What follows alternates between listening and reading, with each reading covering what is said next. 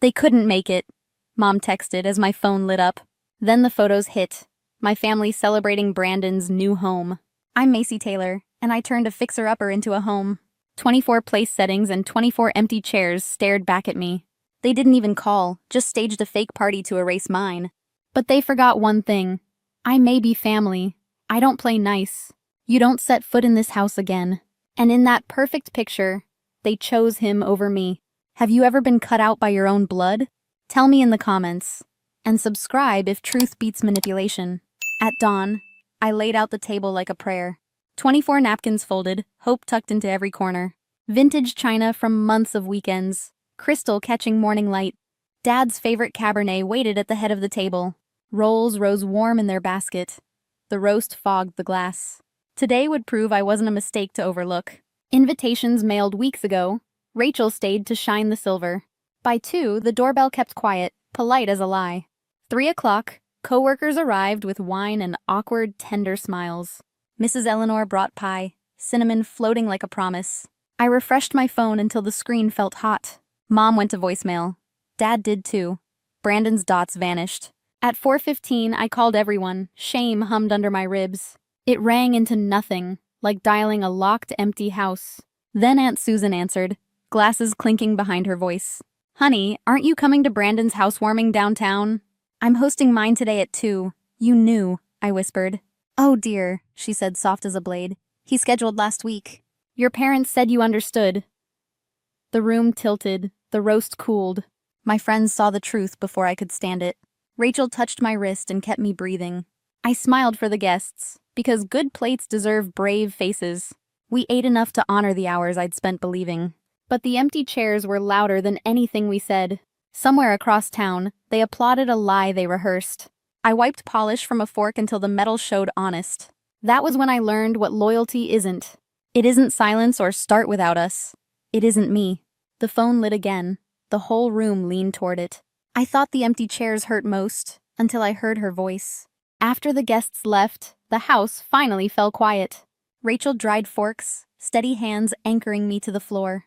I brewed coffee strong enough to keep my spine upright. I ignored the notifications and texted Rachel for a therapist. By afternoon, I sat in a cedar-scented office, listening. Dr. Foster named the dance we never agreed to. Golden child. Scapegoat. Applause for him. Cleanup duty for me. Set one boundary, she said, and the choreography collapses. Between sessions I worked, watered plants, sanded a stubborn sill. Small repairs answered questions my family never stayed to hear. Mrs. Eleanor knocked with soup and notes for the roses. Winter roots make spring brave, she said, tapping my shoulder. That night I posted one photo. Keys on the porch. No caption about betrayal, just thanks to hands that helped. Comments fell like rain. Coworkers and neighbors remembered late lights. Then Katie texted screenshots I never asked anyone to save. Thought you should see this. And my stomach tightened hard. Aunt Susan called me difficult. Uncle Robert called me jealous. They cited Thanksgiving, not the scholarship nobody bothered celebrating. They wrote a story where I never earned a voice. Session 2, Dr. Foster challenged the price I kept paying. Loyalty without respect is fear in Sunday clothes, she said. What happens if their approval stops buying your seat? I pictured 8 chairs filled without pleading, bargaining, shrinking. I pictured my father asking permission before crossing my doorway. The thread praising Brandon's apartment read like free champagne. She's always been sensitive, another wrote. Like kindness was weak. I closed the app and stepped into the backyard air. Beds slept under mulch. Still I could name each root. Rachel handed me a receipt and a ballpoint pen. Write 3 boundaries and sign them like a contract. I will leave if they belittle my house or choices. I won't discuss money or fixing Brandon's newest opportunity. I will stay 90 minutes, then leave whether they cry. My hand trembled, but the signature looked strangely calm. I taped the list inside the cabinet with mismatched mugs. The kettle began to sing. I finally breathed evenly. But when I saw what they wrote about me, the wound cut deeper. The knock came just after sunset, sharp as a judgment. Mom stepped inside without waiting, pearls bright, eyes scanning everything. It's nice, she said, like grating a paper. But smaller. Rachel stood in the doorway, steady as a handrail. Why are you here, Mom? I asked, voice thinner than steel. She set her purse down like a flag claiming ground. Honestly, you made today bigger than it needed to be. You're always competing with Brandon. He finally did something positive. I stared at the table still set for a vanished family. I hosted my housewarming today, I said. You skipped it. She waved it off, rearranging a pillow that didn't need help. These things happen, she said. We were busy. Brandon scheduled his. A week ago, I said, heart knocking against the truth. My invitations went out 4 weeks ago, and you knew. Her fingers froze, then smoothed the fabric that was already smooth. You knew, I repeated, and you chose his story over mine. The room tightened. Even the air decided to stop pretending. You've always been independent, she said. Brandon needs our support more. Independent because I had to, not because you showed up. You knew he was renting, I said, and played along. You let them toast a purchase that never happened, while my roast cooled untouched. Her mouth thinned, the line she draws when caught without answers. Not everything is about you, Macy, she said, rehearsed. I felt the heat rise, but my words came cool. When I made honor roll, you were at his average game. When I got a scholarship, you consoled him for not trying. I worked 3 jobs. You financed his second, third chances. This house is mine, I said. Earned, saved, built, repaired. If you can't respect it, you don't get to be here. I opened the door. Night air moved like new lungs. She bristled, clutched her purse, reached for the oldest script. Macy Elizabeth Taylor, you do not speak to your mother. I just did, I said, calm like a leveled shelf. Please leave. The latch clicked. Silence ran clean through rooms. Morning came softer, and with it, a careful knock. Dad stood on the porch, posture smaller, eyes actually looking. May I see the house? He asked, not assuming entry. We walked room to room. He touched the sanded trim. It's beautiful, he said, startled by his own honesty. Then the pivot I knew was coming arrived on schedule. Perhaps apologize, he tried. We can put this behind us. We're not getting younger. The estate needs thoughtful consideration. I don't need your money, I said and meant it. Something in his face shifted, a gear slipping out of habit. Brandon told them he bought it, Dad said, voice low. We knew he didn't, he added. A confession without rescue. The truth sat between us, heavy, finally refusing to move. Support, I said, means honesty, not costumes for someone else's lie. Outside, wind chimes answered like a boundary, learning its voice. He glanced toward the street, toward the history we both carried. Your mother expects you to call, he said, softer now. She thinks family forgives. I nodded toward the taped list. Family respects first, I said, or forgiveness is just theater. He looked at the cabinet, then back at my hands. You've built something real, he said, and stepped toward the door. I held it open. The house felt taller in the quiet. Behind him, the garden beds rested like plans refusing to rush. I locked the door and leaned against wood I had restored. Her silence told the truth louder than any scream ever could. But the real showdown was still ahead. The Westbrook Country Club smelled like lilies and polished glass. Rachel squeezed my hand and whispered, "You look like yourself." I chose a green dress, no armor, just breath and backbone. Heads turned. Silence fluttered like napkins when we entered. Jennifer waved softly. Relief crossed her face like mourning. My parents arrived with smiles staged for distant relatives. Mom leaned close, voice sweet enough to hide a blade. "Don't mention your house tonight. This is Brandon's moment." I breathed once, let the old script pass without purchase. Jennifer reached me first and said, "Thank you for coming. I'm here to celebrate you, not anyone's invented milestones." Music swelled, glass chimed. I counted exits out of habit. Waiters threaded the room, balancing trays like choreographed denials. Brandon lifted a flute and flashed his rehearsed smile. "This year has been huge," he said. "New home, engagement." Jennifer's smile thinned. My water tasted like metal. Aunt Susan studied her plate as if truth might spill. I didn't speak. Lies collapse better without extra scaffolding. After applause, Jennifer tugged my sleeve toward the terrace. Night air cooled the heat gathering under my dress. Lights from the pool painted guests in forgiving, wavering blues. "He said he bought it," she whispered, eyes searching mine. Cousin Mark looked confused when I asked about paperwork. I nodded once. It was a language we both knew. The terrace door banged. Brandon strode out, face polished anger. "What are you telling her? Why are you doing this?" "She's telling me the truth," Jennifer said, voice suddenly steady. He laughed hard, brittle, and reached for the oldest myth. "She's always been jealous. Ask anyone in our family." I just did, Jennifer said. And the math failed. I kept my voice low so he had to lean. This isn't about apartments. It's about patterns you keep repeating. Behind him, Mom hovered, arranging nothing into perfect lines. Her smile never reached her eyes. It only guarded narratives. Dad stood still, eyes finally landing where they should. Let her go, Linda, he said, voice quiet and new. A line I'd waited my whole life to hear. The script tore there. The room behind us shifted. In the glass, I saw us without costumes or cues. I lifted my purse and gave Jennifer a promise. If you need the truth, call me before decisions. Rachel met me by the door with car keys ready. We walked past whispers that finally sounded unsure of themselves. Outside, the night tasted clean and didn't ask permission. I wasn't fleeing. I was choosing where my peace lives. That night, their golden boy's mask finally cracked, and everyone saw. I thought that was closure, but life held one more turn. A year later, morning light finds my table without flinching. 8 plates wait, simple and sure, not auditioning for anyone. Photos line the hallway. Laughter framed where silence used to live. Rachel ties an apron, humming the song we burned into Sundays. Peter tunes his guitar. Jane steals olives and pretends innocence. Samantha's little girl counts fireflies, barefoot on the back steps. Mrs. Eleanor's chair sits open, a quiet place of honor. We still hear her say, "Winter roots make spring brave." Dad knocks now, always asks, "May I come in first?" He brings a lilac bush, says your grandmother loved this scent. We plant it in the corner bed, careful, shoulder to shoulder. He watches our hands, then says, "You built something real here." We drink coffee on the porch and don't bargain with love. He doesn't mention the estate. I don't need the leverage. We trade small truths instead, and let them take root. Mom still texts announcements like invitations without doors or chairs. I answer with kindness and boundaries, both spelled the same length. Brandon's engagement ended after the terrace, and the mask slipped. He moved home again.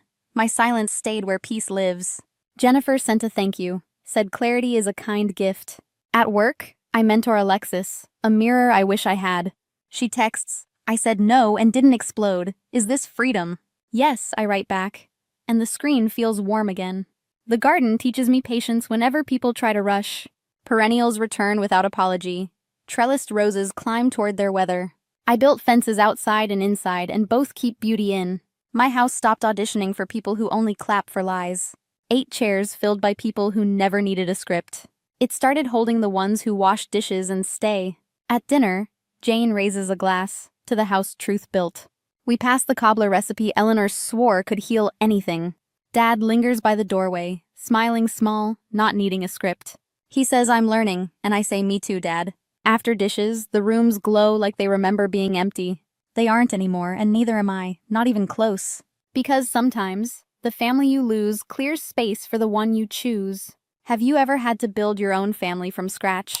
Tell me in the comments, and subscribe if starting over is strength. I stood near the far wall of the ballroom, clutching my small gift bag like it was a shield. 73 guests, all dressed like they belonged in a magazine-spread silk gowns, cufflinks, practiced laughter. The chandeliers caught every lie and made them sparkle. I wasn't supposed to be here.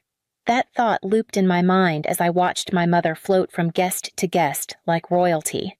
My father held court near the bar with a circle of men I recognized from base visits, military brass with permanent grins and expensive watches. And then there was Caleb, my brother. The golden child, decorated, beloved, effortlessly magnetic. He stood at the center of it all, basking in their praise like he hadn't ignored my calls for the last 3 months, like he hadn't left me off the seating chart entirely until someone must have reminded him that I existed when he finally noticed me. It wasn't a reunion, it was a performance. "Celine," he said, lifting his glass in mock surprise, his voice just loud enough to hush a few conversations nearby. Didn't know they let freelancers in with the real professionals. A few polite chuckles. I smiled thinly, tucking my hair behind my ear. "Guess not everyone can serve their country," he added, sipping his drink. I tilted my head. And not everyone has to be funded by someone else's trust fund to look impressive. It was subtle, almost too quiet, but it landed. The air changed. Caleb's smile faltered, and then he looked past me. I felt it before I saw it, my father's presence. Heavy, heated. His hand closed around my upper arm. "What did you just say?" he asked. "Low and dangerous." I opened my mouth, but I never got the chance to answer. The slap cracked across my cheek like a rifle shot. Conversations stopped. Forks paused midair. Then his hand tangled in my hair, yanking me backward so hard my scalp screamed. The room blurred as I stumbled, heels slipping against polished marble. He dragged me toward the doors like I was garbage.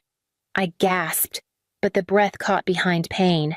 My hands reached for balance, for mercy, for anything. I heard it next, the sharp, high sound of my mother laughing, not out of shock, out of amusement, like this was theater. Then the applause. One person, Caleb. "You had it coming," he said, smiling as he clapped. Like he was proud. No one stopped him. Not one of the 73. Not one hand reached for mine. They watched. They whispered. But they let it happen. Outside, the air was cooler. The night too quiet. My father shoved me once more and let go. I stumbled forward, caught myself against a stone column, and straightened. My scalp burned. My lip bled. My chest ached not from injury, but from the shame that wouldn't stop blooming. I didn't look back. I walked toward the parking lot, my heels clicking against the concrete, each step heavier than the last, and my fingers already searching for my phone. I drove with one hand clenched around the steering wheel, the other gripping a wad of tissue pressed against my lip. Blood kept seeping through. The streetlights blurred past like witnesses too afraid to speak. My scalp pulsed where his fingers had torn through hair, and my cheek throbbed in rhythm with every heartbeat. But none of it was unfamiliar. This wasn't the first time, just the first time with an audience. I'd been shoved into walls before, called ungrateful, told I was lucky to be fed. My father had always known how to weaponize disappointment my mother, how to disguise cruelty as refinement. And Caleb. He made a career out of ignoring me until it was time to prove his worth by comparison. When I was 8, I brought home a drawing I was proud of. My mother told me not to pin it to the fridge, it would clutter the kitchen. When I was 16, I got accepted into an art program. My father asked if it was real school or just doodling with tuition. On my 25th birthday, I called Caleb. He didn't answer. Later, I saw photos of him celebrating at a rooftop bar with my parents. Tonight wasn't a betrayal. It was a summary. I pulled into my apartment lot, parked, and sat for a moment staring at the building. My hands were still shaking. My dress was torn at the shoulder, fabric ripped in the same spot he'd grabbed. I took a breath, then another. Inside. I flipped the bathroom light on and met myself in the mirror. Swollen lip, bruised cheek, tangled hair. My reflection looked back without flinching. "It ends tonight," I said aloud. I walked to the kitchen and pulled out my phone, scrolled past names I hadn't touched in years. Then I found it Dana Calder, back in school. She was the sharp one, studied contracts for fun, argued with professors and won. I once lent her a textbook when she couldn't afford one. That was a long time ago. I hit call. The line rang twice. "Celine," she answered, groggy. "It's me. I need help." A pause. "Talk to me," she said. So I did. Dana met me at a quiet coffee shop off East Monroe the next morning. She didn't waste time with small talk, just pulled out a legal pad and waited. I told her everything. From the moment I walked into the ballroom to the second I slammed my car door shut and realized I couldn't keep pretending it was normal. I didn't soften it this time. I didn't try to protect them. And Dana. She never interrupted, never flinched, just listened. When I finished, she nodded once and said, "We document everything." By the time I left the cafe, I had a list of next steps and a folder in my bag labeled evidence. I didn't know what healing looked like, but this felt like a start. That afternoon, I knocked on the door 2 floors down. Rick Delano opened it, already half expecting me. "Thought I might see you," he said, stepping aside. Rick had been my landlord for 3 years. The kind of guy who remembered to salt the sidewalks before a freeze and never asked questions about noise unless it sounded like danger. He used to be a cop. Now he worked freelance security gigs and sometimes, quietly, found things people didn't want found. I handed him the slip of paper Dana had given me: names, dates, a bank account number I barely remembered. "If there's anything off," I said. "I need to know." Rick took it, eyes scanning the list. "Off, kid. I can already tell you none of this is clean." That night, I sat on my bed, lights off, folder in my lap, staring at the bruises on my arms and the glow of my phone screen. A message buzzed through from Dana. "Start saving everything. This won't stay private." I read it twice. Then I opened a new album in my phone and named it Proof. Rick knocked on my door 2 days later, holding a manila folder that looked heavier than paper should allow. "Got something," he said, stepping inside without waiting for an invitation. I sat across from him at the kitchen table. He laid out the documents in quiet rows: bank statements, wire transfers, emails with clipped subjects like internal shift and fund transfer authorization. I didn't understand the numbers at first. Then I saw the account ID. It was mine. "Your father's name shows up here," Rick said, tapping the second page. "And again here, signing as trustee." The dates lined up with Caleb's promotion, with the new car my mother suddenly drove, with the pictures of golf outings I'd seen online, always tagged at the country club I never once stepped foot in. I picked up one document, a series of withdrawals over 3 years. The totals made my stomach twist. This was supposed to be mine. I said, my education, my future, used it to grease wheels. Rick muttered, "Promotion boards, donations to base foundations, even paid a publicist, all under your trust." He pulled out a printed email. The subject line read, "Ensure Caleb stands out." The body was short. His father was very persuasive. Dana arrived an hour later, skimming through the pages with silent intensity. "This isn't just misuse," she said. "It's fraud, maybe even laundering. We can go civil or criminal. Maybe both." I nodded slowly, but my hands were cold. The slap from my father had faded into a dull ache. But this was something else. They didn't just hurt me. They built everything they had from what was supposed to be mine. "I want it on the record," I said. Voice low. Dana didn't hesitate. "Then we start with exposure," and I knew exactly who to call next. The invitation came through a text from my mother. "Let's talk this through like family. Come by tomorrow at 3.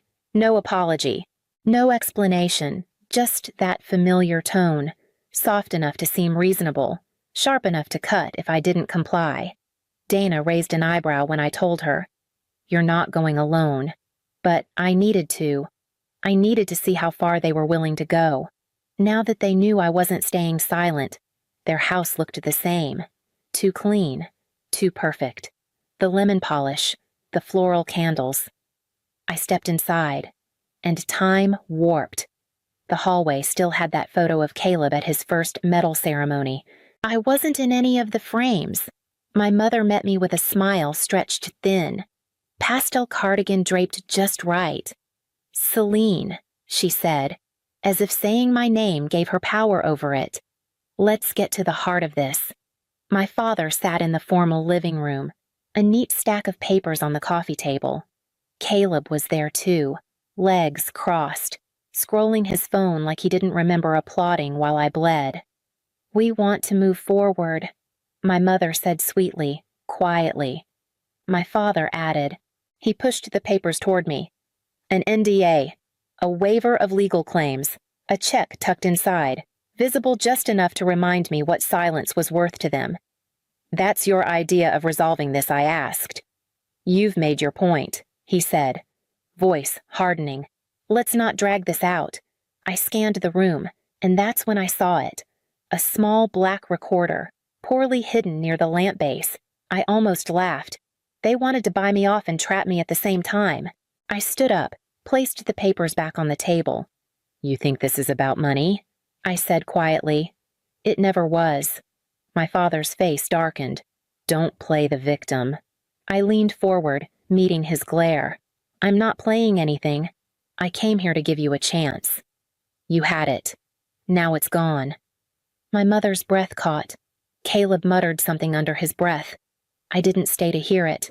As I walked out, my fingers were already closing around my phone, and Jenna was already waiting for my call.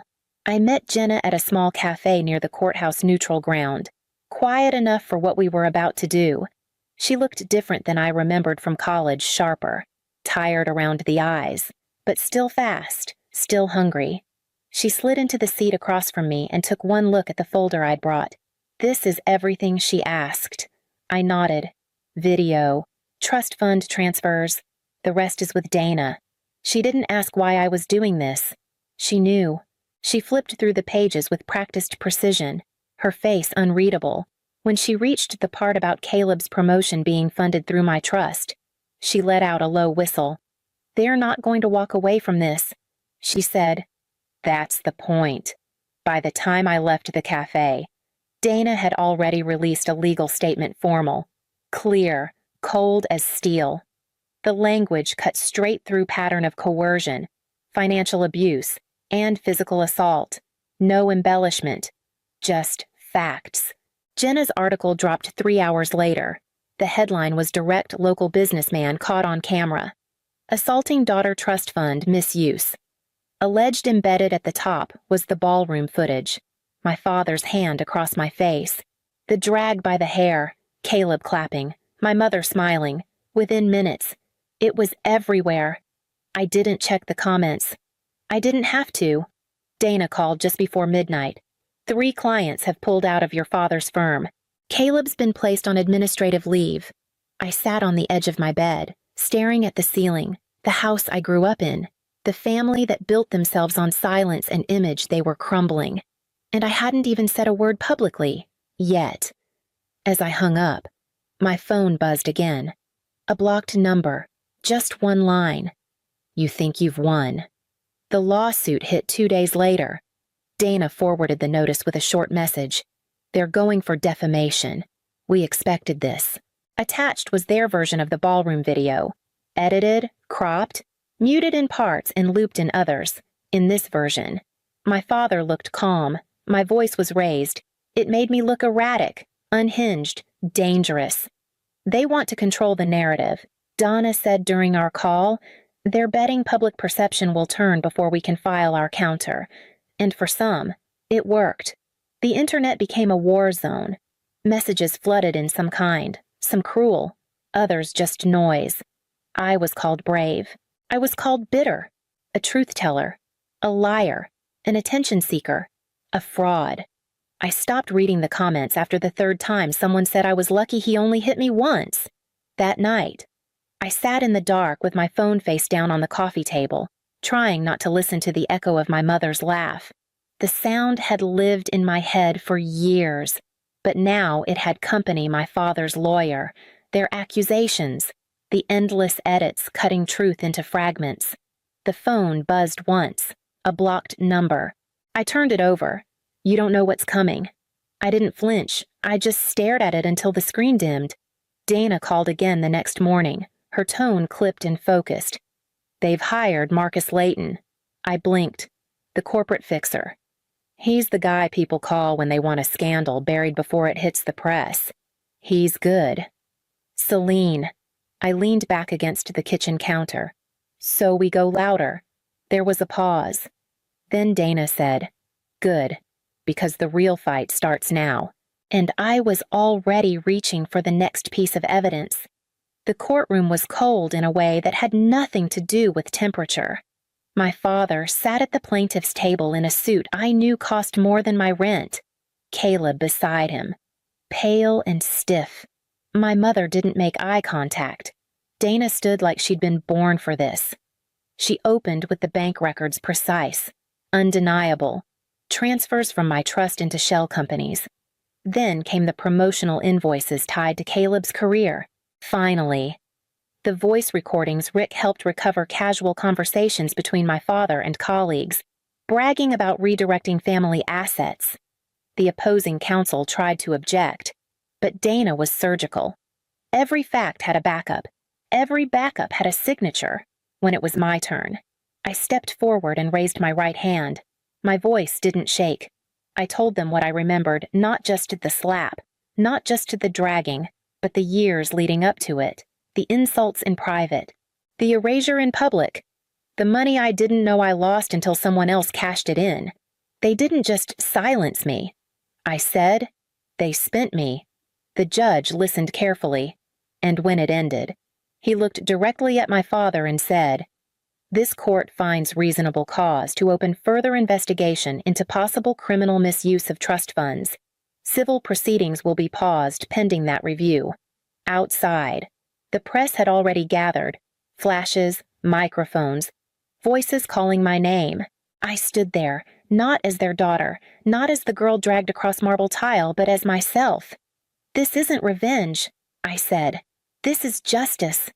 And finally, I felt what it was like to mean every word I said. The full video went live 2 days later. No edits, no slow motion, no cuts to protect reputations. Just truth. My father's voice sharp, then rising, his hand across my face. The moment he grabbed my hair, my feet scraping against the floor, Caleb clapping in the background, my mother laughing like it was entertainment. It spread fast, faster than any press release, any article. It didn't need a caption.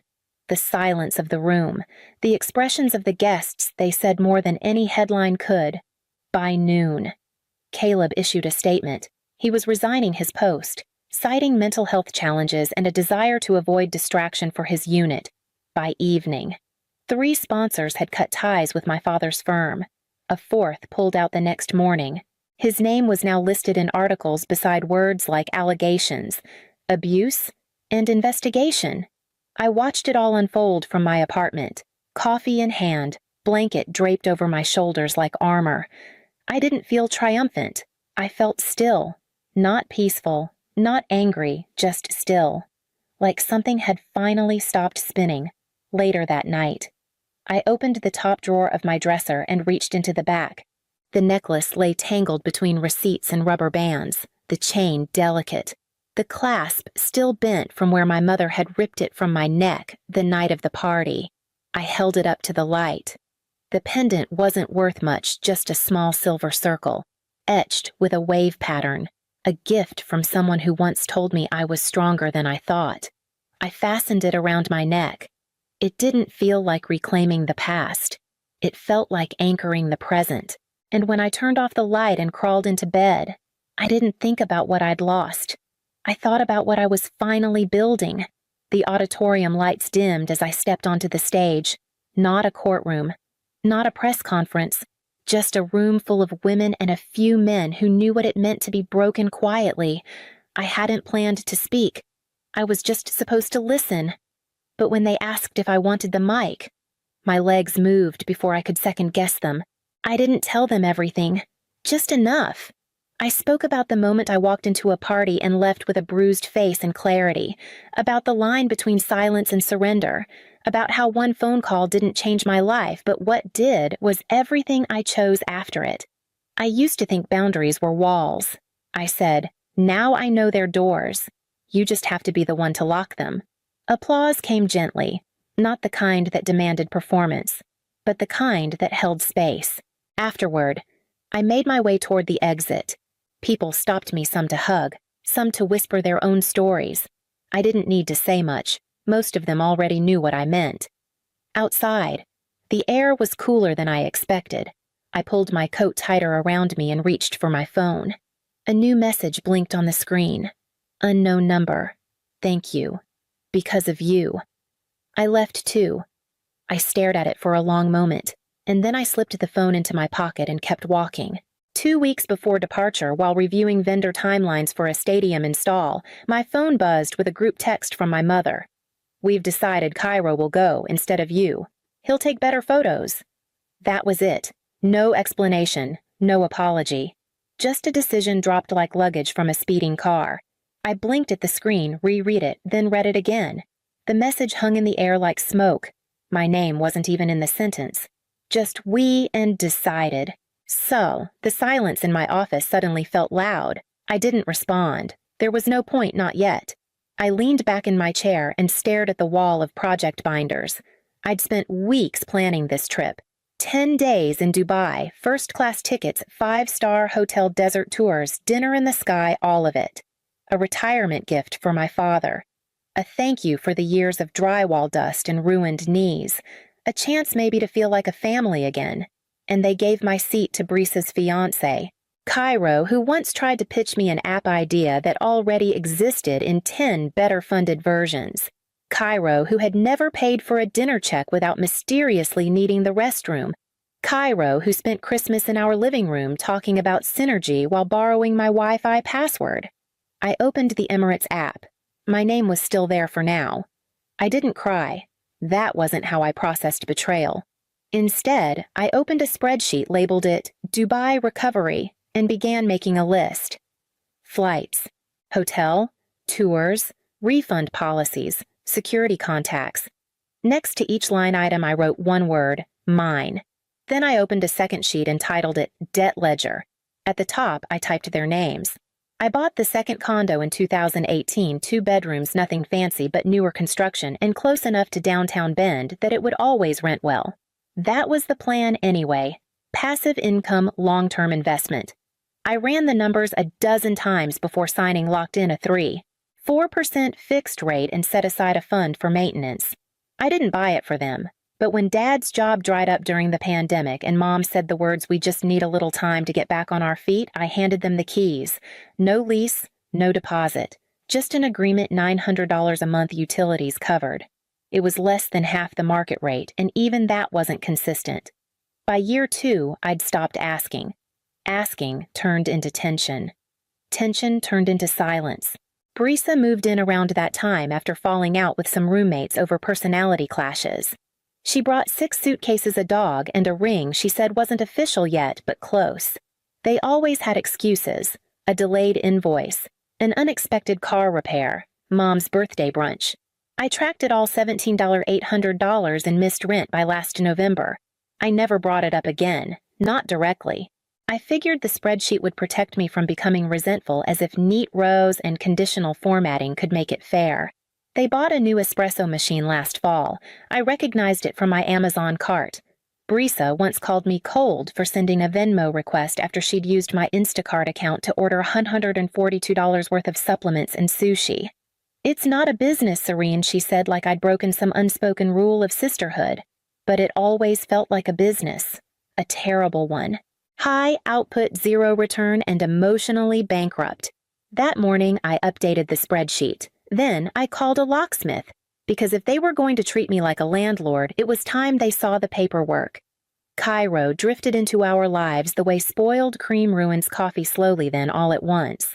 The first time I met him, he shook my hand like it was a branding opportunity, said something about leveraging legacy capital while complimenting the lighting in my condo. He wore tech vests over designer hoodies and name-dropped venture firms like they were close friends.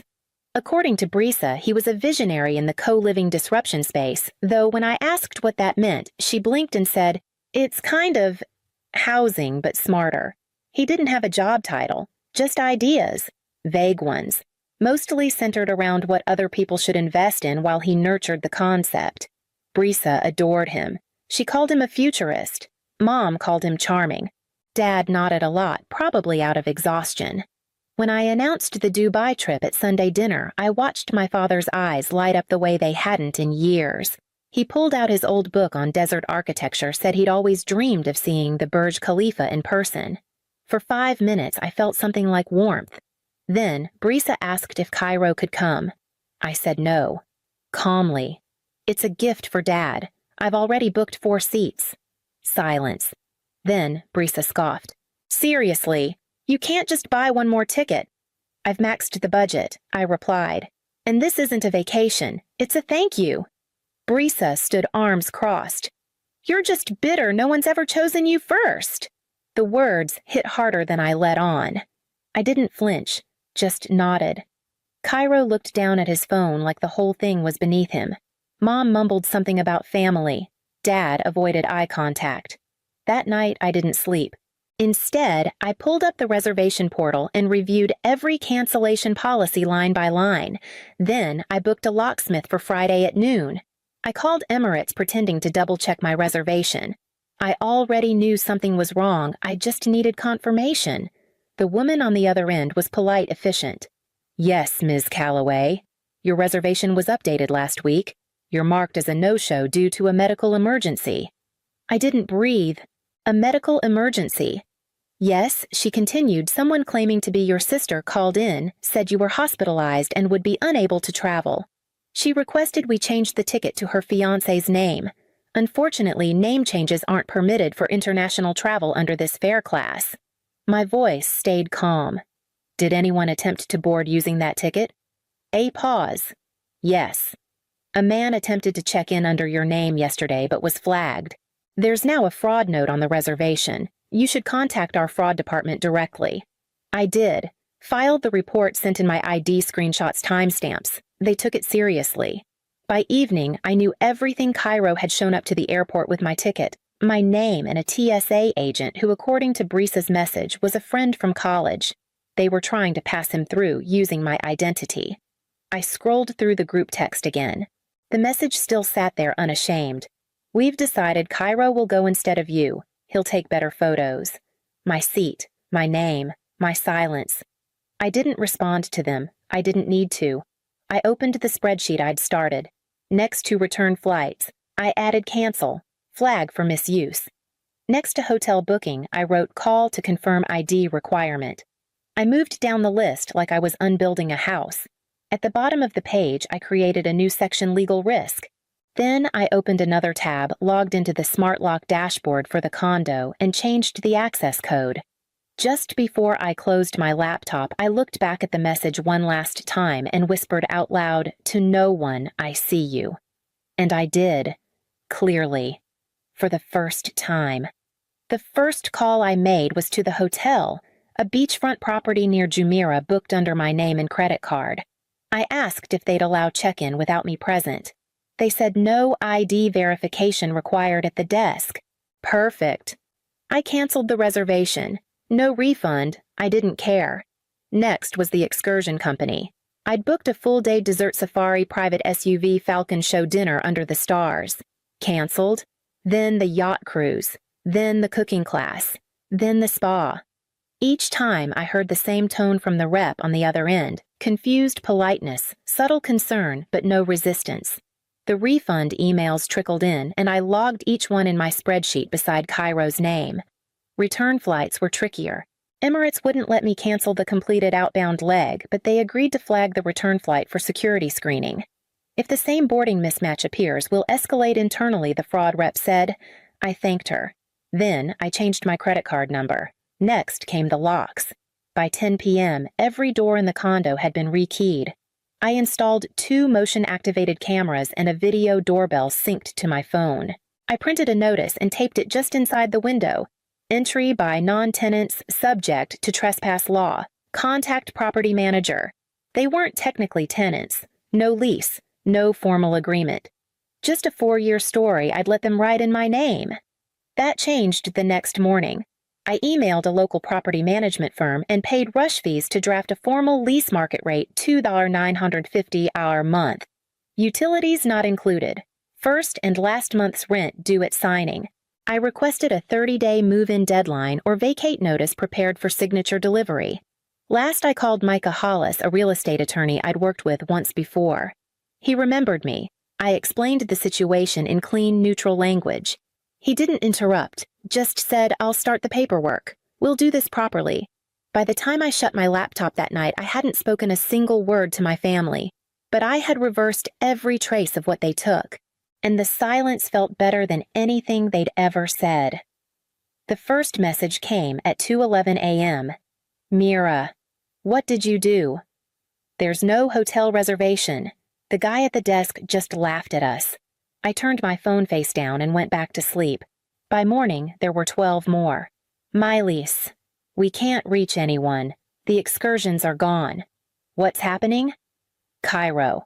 This is completely unprofessional and borderline illegal. You'll be hearing from my attorney. Mira. He broke his arm on the camel ride. Do you even care, Milas? You embarrassed us in front of Cairo's new family. Do you understand what you've done? I did. And I had a spreadsheet to prove it. I scrolled through the messages like they belonged to strangers. They'd landed in Dubai, assuming I'd still carry the load even after they kicked me off my own trip. They expected luxury. They got chaos. I imagined them walking into the hotel lobby, tired, smug, expecting cold towels and bellhops, only to hear no reservation under that name. I imagined the panic starting to crack through Mira's polished voice. Cairo huffing into his phone, trying to sound important, Milas red with humiliation. They were three people who had built a world out of assumptions. I had simply removed the scaffolding. Later that afternoon, a video came through. Cairo sitting on a bench with a makeshift sling Mira in the background yelling at a cab driver. I didn't hit play. Milas. You've made your point. We'll sort it out, but this was cruel, Seren. Cruel. The word sat with me longer than I expected. Cruel was paying $30,000 and being replaced. Cruel was using someone's name at airport security without consent. Cruel was telling your daughter she's less photogenic than a man you've known for 11 months. I opened a new tab and made a $1 donation to the GoFundMe Milas had set up months ago for Thorne's upcoming knee surgery. It was still active, sitting at $311. The site asked if I wanted to make my name public. I did. Under message, I typed, "From the daughter who wasn't invited." Then I closed the laptop and made myself tea. I had a meeting with Micah the next morning to sign the eviction packet.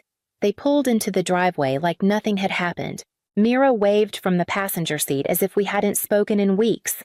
Cairo stepped out slowly, his arm in a black sling designer hoodie draped carelessly over it.